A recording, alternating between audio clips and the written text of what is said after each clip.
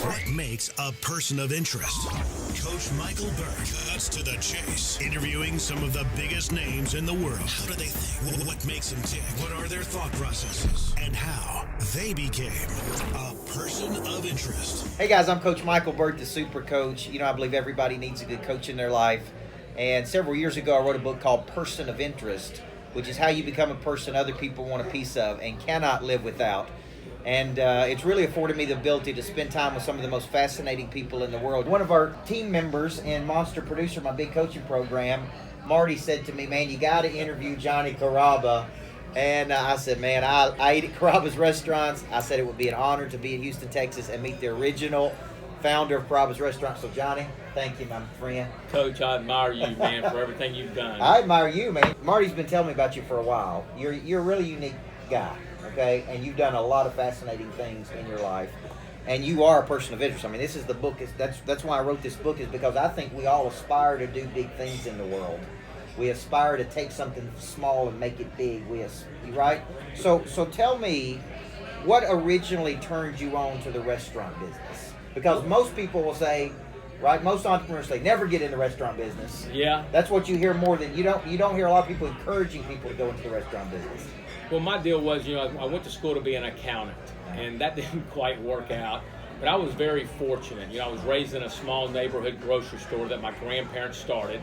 My dad took it over. He was the butcher. My mother was a cashier. So small business was always in my mind, ingrained in me. But then I had three uncles. My mother's three brothers, Damien, Tony, and Vincent Mandola. And they were in the restaurant business. And when I was going to college trying to finish up, I'd go work for them. And they always had confidence in me. They I don't know why, but they had confidence in me, and they set me up in business. But it's something that, not just because you're a coach, but I'm an ex-coach. Right. And I love the restaurant business because all I do is coach, but it became, I run it just like you run a team, or I run it just like, that's what it is. But I just loved it because it was about getting a team together. And so I just happened to, small business, family-owned neighborhood business. And I just thought that I was just, it's in my DNA. Right. Well, you've got some very clear philosophies on running a business, right? Like you want your employees to have the tools they need to be successful. You want everything to be clean. You want talk a little bit about man, what is your core philosophy on that? Because there's a lot of takeaways, even just walking through the restaurant tonight, watching how you want this thing to run. I've been preaching this for years, and and I'm not going to get away from preaching it. And anything you do, if you want to be really good and consistent, the people that make the Hall of Fame are the people that do the same things over and over again, but they have core fundamentals. And I preach fundamentals in our business. So, my fundamentals are food, service, cleanliness, atmosphere and ambiance, and I must have high morale. Yes. I don't worry about high morale much. Why? Because if I'm executing my food, service, cleanness, atmosphere, and ambiance to the best of our abilities, we're going to win. Right.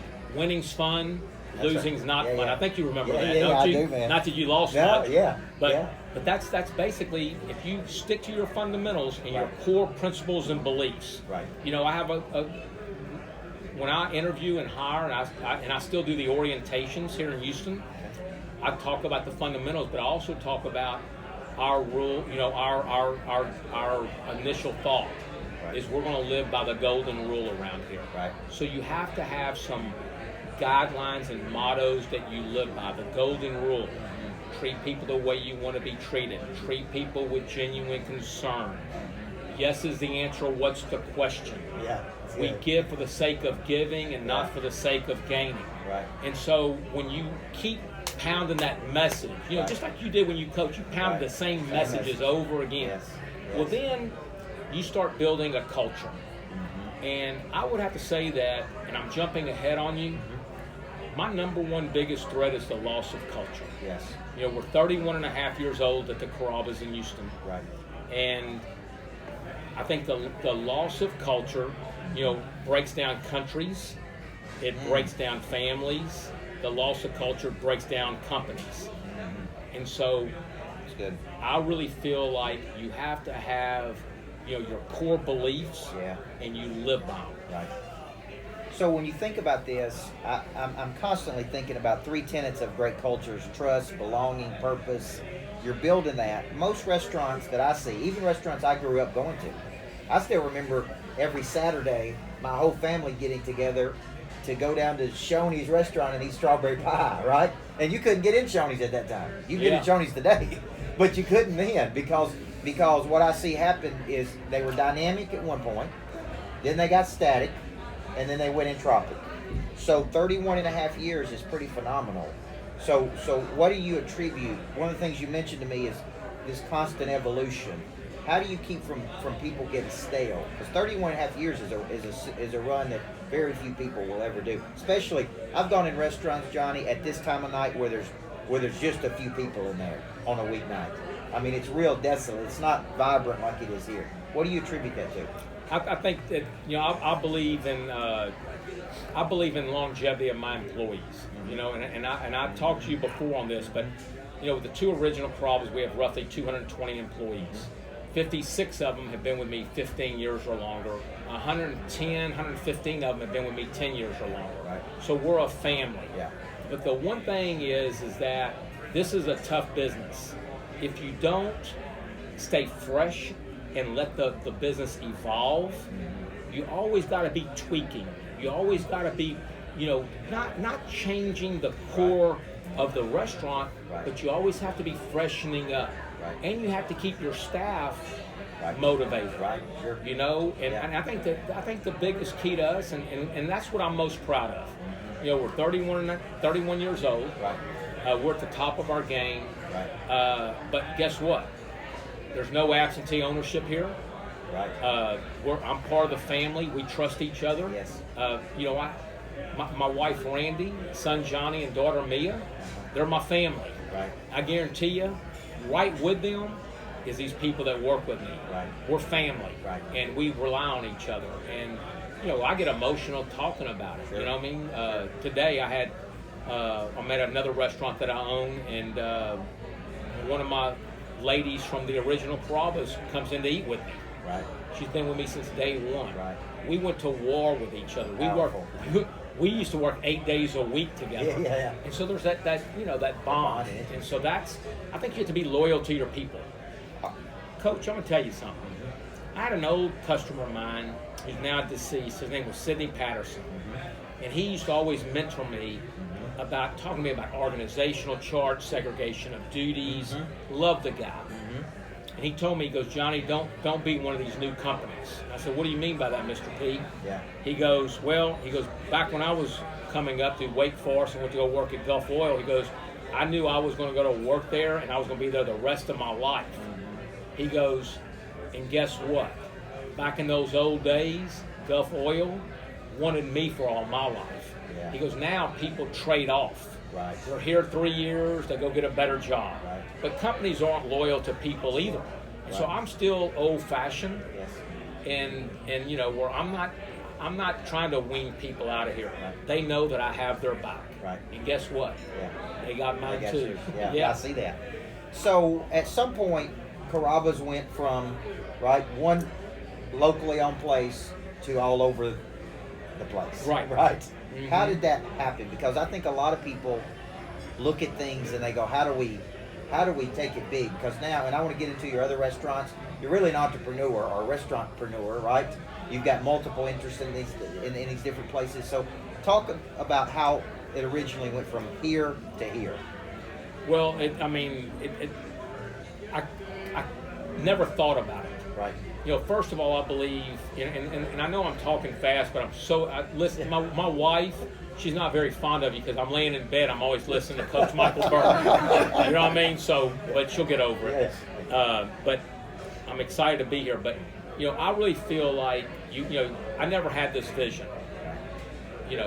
I just knew that I had one little 3,000 square foot restaurant that my dad put up $100,000 CD and I wasn't going to lose it for him. Right. My uncle Damien Mandola, the co-founder of Carrabbas, he had put everything into it, mentally and sweat.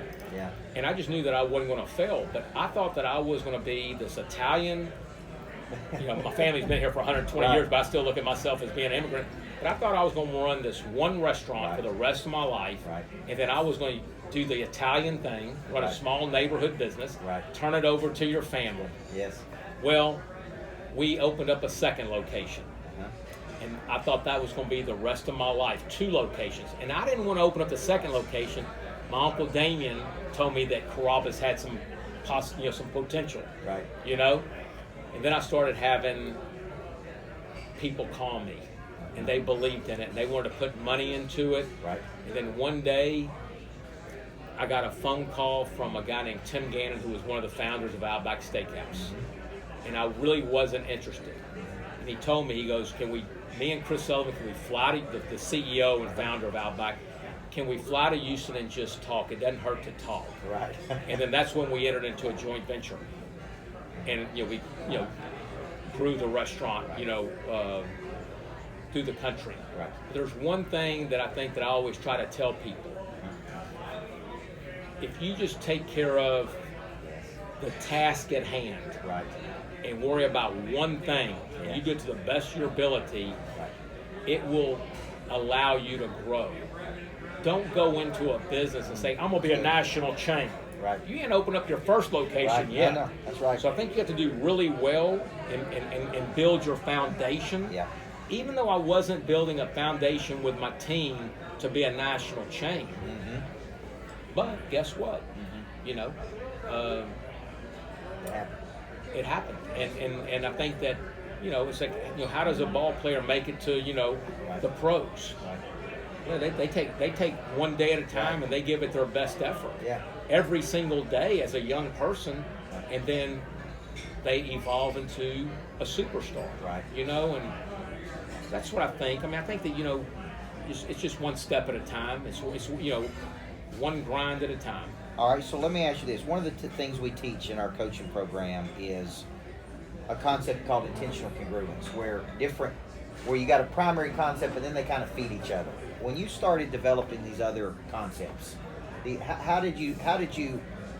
you see missing structures in the market and go, we need to fill something here because I see that this is missing? Talk a little bit about that, because I feel like you have to always know what's needed in a market. Right. And I'm not a genius. Let me tell you something. I just roll meatballs for a living. So I'm not a genius, and I have figured out I'm not a genius, right? Yeah. But I really think that you have to look at, what fits in what market. Right. But let's just say you open up another concept. Even though that's needed in that community, in that market, your basic fundamentals, even though your recipes are different, your menu's different, the restaurant's going to look different, Right. your basic core fundamentals are the same. Right. And so, I always want to stay in the restaurant business. Right. I have a guy that just passed away, a good friend of mine just passed away this week. His name was Bill Hill. And he was one of these Houston oil, very charitable guy, but oil guy, right? Oil. We say oil. Yeah. But anyhow, but he used to always tell me when I was a young guy, and I always like to listen to older people. And he used to always tell me, he goes, Johnny, he goes, just because you're successful in the restaurant business doesn't mean that you're a great businessman. He goes, stick to what you know. Right. And so that's what we try to do. Yeah. But it's all about, getting back to the question. Right. It's you got to know what's going to sell in a market. Right. What do people need? Right. So talk a little bit about what your days look like now. Do you still show up every day in the restaurants? Do you work every day? How does that look? Well, I'm gonna tell you something. In the old days, and I'm not exaggerating. It was 8 in the morning until 12 or 1 in the morning. Yeah. I was basically the first year. Yeah. I was basically the only one that had the keys to the place. And I was so tired that I used to have a busboy named Oliverio that would drive me home and pick me up in the morning. And then, then I opened up a second location with Marty Reichenthal, one of your players and students. And he ran my second location, and he was my right hand. Started off as a waiter. But as a time, then when we got in business with Outback, I was traveling all over the country. And, that kind of business there's for thoroughbreds, and I'm just like a little Shetland pony. So I became like more the figurehead, the mouth of the company, Right. the face of the company. Right. It still had some influence on it. Right. But now I'm going to let you know I'm not working the hours that I used to work Okay. Yep. physically. Right. But I'm still working at least 6 days a week. Yes. I wake up at 5:30 in the morning. Cannot wait to get to work. I love what I do. You know, the Houston Chronicle called me about 3 or 4 years and said, we're interviewing people on what would you do if you weren't doing what you're doing? Right. And I said, I'm doing what I love doing. But Johnny, what would you do? And I said, I'd like to be a high school football coach. Yeah. Right? Yeah. Because that's what I do. Right. But to get to my point is I work now because I love it so much, but I also feel like my team, they're counting on me to be here. Right. And so I have a good group of people Yeah. that I love spending time with. And I think that now it's changed because I want to influence people's life. Right. You know? Yeah. That's what coaches Well, do. you said something earlier that there's a difference between a short-term thinking and a long-term thinking. And I really like that because lots of successful people come out of the restaurant business. They learn how to deal with people. They learn how to deal with objection. They learn how to deal with problems. They learn how to deal with teams. I mean, it can be a training ground. Most of yours have stayed with you. But it can be, I mean, even when I hire people, when they tell me they worked in a restaurant business or been a bartender, I mean, I'm looking at them as, man, they got good people skills.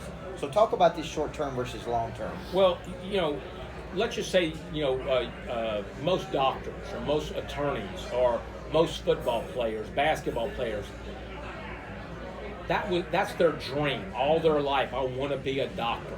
I want to play in the NBA. Right. That's what their dreams are.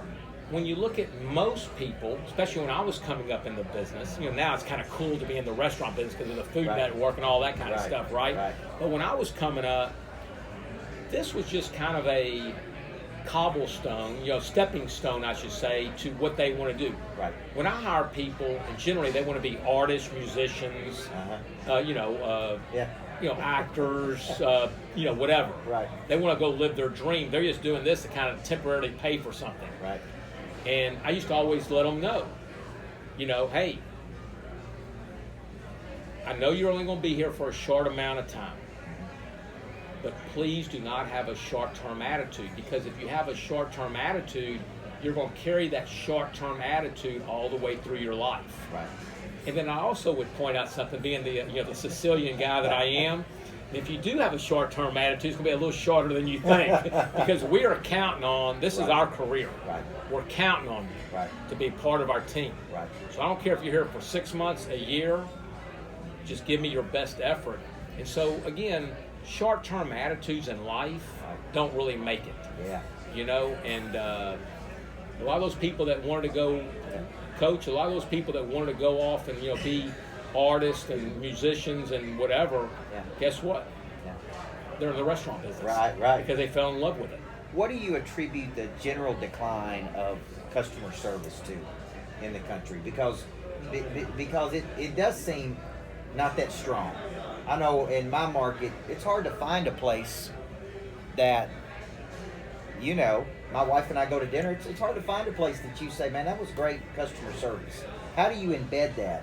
Because I think a lot of people, that's not embedded in the culture anymore. I have to kind of answer this. I'm just going to answer it. And I don't want anybody to get upset with me. We're not raising, a lot of us aren't being raised with a bunch of good old school manners. Right. Yes.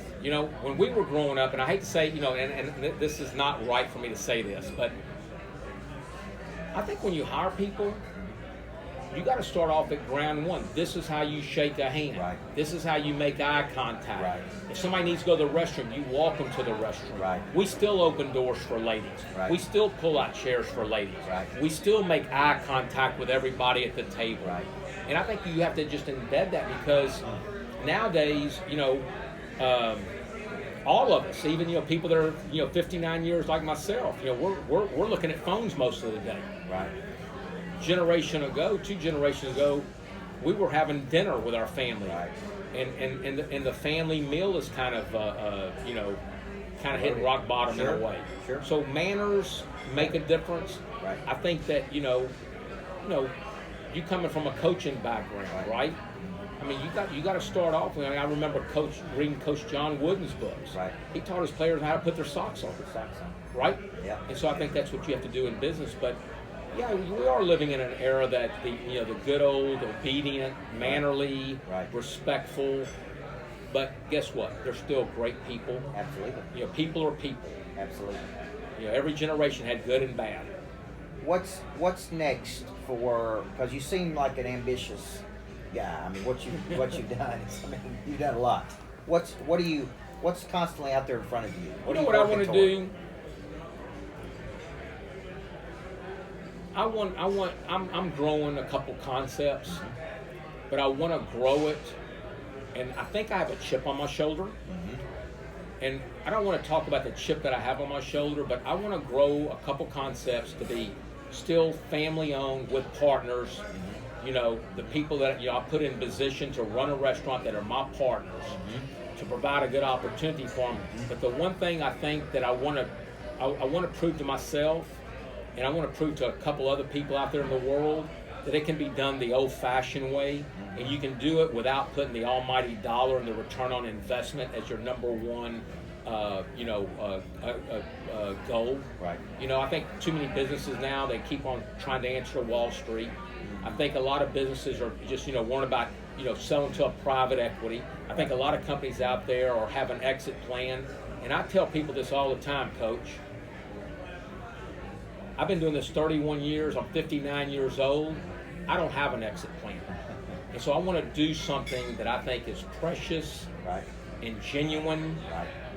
Naturally, we all want to make money, but Right. money is a byproduct Right. of doing something right. Right.